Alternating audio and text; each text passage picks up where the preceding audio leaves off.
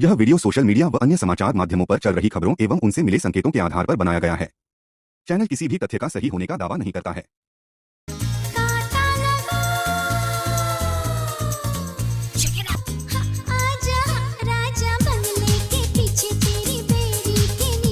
नमस्कार दोस्तों, अभी जो आप लोगों ने वीडियो देखा अब वो हमारे बीच में नहीं रही। मैं बात कर रहा हूँ शेफाली जरीवाला की। उनकी हार्ट अरेस्ट के चलते 42 साल की उम्र में मृत्यु हो गई। वो एक एक्टर और मॉडल थी, काफ़ी हेल्दी थी और अपने आप को हमेशा फिट रखती थी। रेगुलर योगा, रेगुलर जिम किया करती थी। उसके अपने पर्सनल डाइटिशियन थे। उन्हें क्या खाना है, कब खाना है और कितना खाना है, सब कुछ वो डाइटिशियन बता। उनके अपने पर्सनल योगा और एक्सरसाइज ट्रेनर थे। उसके बाद इतनी कम उम्र में कार्डियक हार्ट अरेस्ट। क्या आपको दोस्तों ये बात समझ में आ रही है? और लिस्ट यहीं पे रुकती नहीं है, सिर्फ शेफाली जरीवाला तक लिस्ट नहीं है। लिस्ट में और कई नाम हैं, जैसे कि पुनीत राजकुमार, ये इनका भी कार्डियक अरेस्ट के चलते डेथ हुआ। सिद्धार्थ शुक्ला, के और ना जाने ऐसे कई नाम हैं जो कि आजकल कार्डियक अरेस्ट के शिकार हो रहे हैं। पहले के लोग जितना भी तला भुना खाते थे, लेकिन फिर भी वो कम से कम 70 से 80 साल तक उन्हें कुछ नहीं होता था। ये कार्डियक अरेस्ट बोल करके तो लोग जानते ही नहीं थे, लेकिन आजकल ये हो रहा है। आज शेफाली जरीवाला भी हम लोगों के बीच में होती अगर ये कार्डियक अरेस्ट ना होकर के हार्ट अटैक अगर हुआ रहता। दोनों पूरी तरह से अलग अलग चीज़ें हैं, कार्डियक अरेस्ट और हार्ट अटैक। अटैक में करोनरी आर्टरी का ब्लॉकेज होता है और ये आर्टरी हार्ट तक ब्लड पहुंचाती है।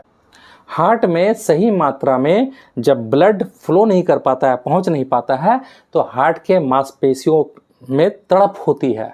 इंसान हाँफने लगता है, सांस जोर जोर से लेने लगता है, चेस्ट में उसे दर्द होता है, लेकिन इंसान होश में रहता है और उसे सही टाइम में, उसी टाइम में अगर ट्रीटमेंट मिल जाए तो इंसान बच सकता है। एक तरह से समझिए तो हार्ट अटैक ब्लड सर्कुलेशन का प्रॉब्लम है और दूसरी तरफ कार्डियक अरेस्ट इलेक्ट्रिकल फेलियर है। इसमें दिल की धड़कनें अचानक से रुक जाती है, ऑक्सीजन पहुंचना दिल को अचानक से रुक जाता है, ब्लड पहुंचना अचानक से रुक जाता है और इंसान अचानक मूर्छित होकर के, बेहोश होकर के गिर जाता है। अगर कुछ ही मिनटों के अंदर CPR, कार्डियोपल्मोनरी रेसिस्टेशन और AED, ऑटोमेटेड एक्सटर्नल डेफिब्रिलेटर ना मिले तो मौत लगभग तय है।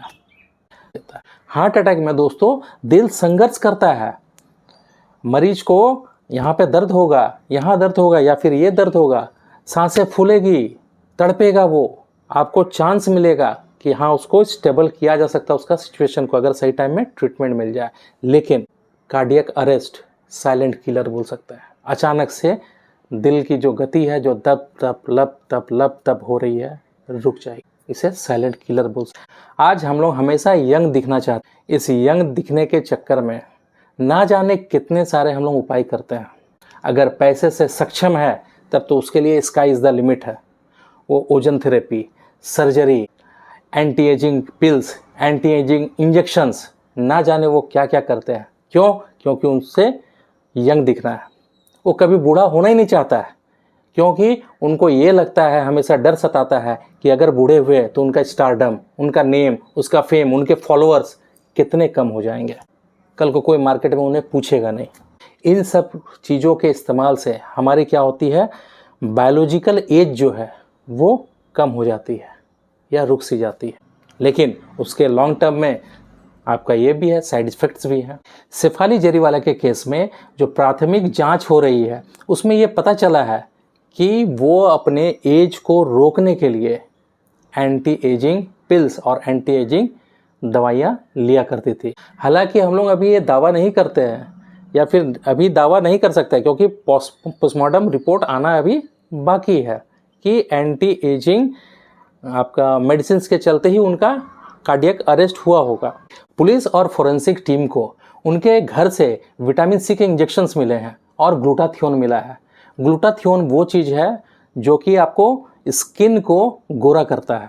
ग्लूटाथियोन आपका झुर्रियाँ हटाने में या फिर स्किन को और फेयर करने में इसमें काम आता है। बॉडी स्किन को डिटॉक्स करने में इन चीज़ों में ग्लूटाथियोन काम आता है। अगर मेडिकल एक्सपर्ट्स की बात अगर आप माने तो इससे कई बार जानलेवा एलर्जिक रिएक्शंस होती हैं हमारे बॉडी में और लीवर भी डैमेज होता है। एक इंसान के शरीर में लगभग 30 लाख करोड़ कोशिकाएं होती है। जैसे जैसे आपकी उम्र बढ़ती है ये कोशिकाएं आस्ते आस्ते या तो रिपेयर होती है या फिर मरती है और मरने के बाद फिर से रीजनरेट नहीं हो पाती है। जब आपका शरीर नए कोशिकाओं का निर्माण नहीं कर पाता है या फिर कम कर देता है तो इसी को बुढ़ापा कहते हैं। जबकि हम लोग जानते हैं कि जिसका जन्म हुआ है उसकी मृत्यु निश्चित है। उसके बावजूद 2024 में एंटी एजिंग प्रोडक्ट का मार्केट जो बाजार है पूरे दुनिया में वो 6 लाख करोड़ का था और ये वर्ष 2032 तक लगभग 10 लाख करोड़ का होने वाला है पूरे वर्ल्ड में। यही अगर आप भारत में देखोगे तो 2024 में ये लगभग 21,000 करोड़ का और 2032 तक ये 32,000 करोड़ का मार्केट पूरा हो जाएगा एंटी एजिंग प्रोडक्ट्स का।